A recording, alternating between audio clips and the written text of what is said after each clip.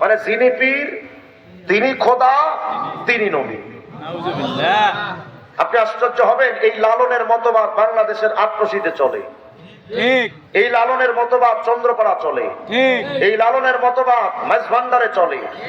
প্রমাণ, আপনি মোবাইলে যদি ঢুকেন, গুগলে লিখবেন রত্ন ভান্ডার, ডান পাশে লিখবেন পিডিএফ, এটা লিখলে দেখবেন মাঝভান্ডারীদের একটা বই আপনার গুগলে আপনার সামনে আসবে, পিডিএফ ফাইল, রত্ন ভান্ডার।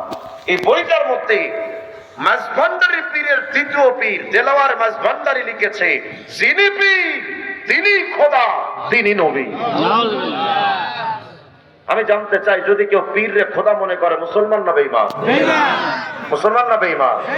আচ্ছা, আমি যদি কিছু সময়, আশ্চর্য হবেন আর একটা, এই বইটার 103 নম্বর, লালন দর্শন বইয়ের 103 নম্বর পৃষ্ঠায় এতক্ষণ তো কইল যে সব পীররা খোদা।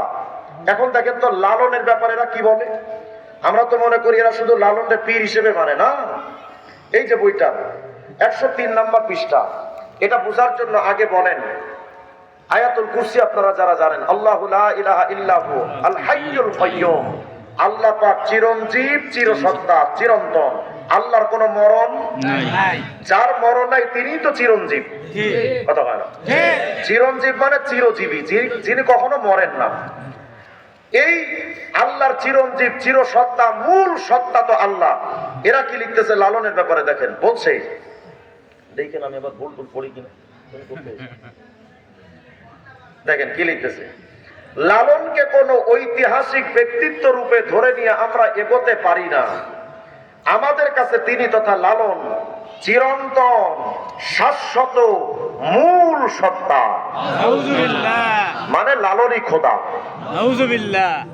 এখন বলেন, বাউলরা মুসলমান না বেঈমান? আমরা হুজুরা ফতোয়া দিলে তো কইবেন হুজুরদের কাজই শুধু ফতোয়া দিয়েছেন, আমি ফতোয়া দিব না, আজকে আপনাদের থেকে ফতোয়া নিব।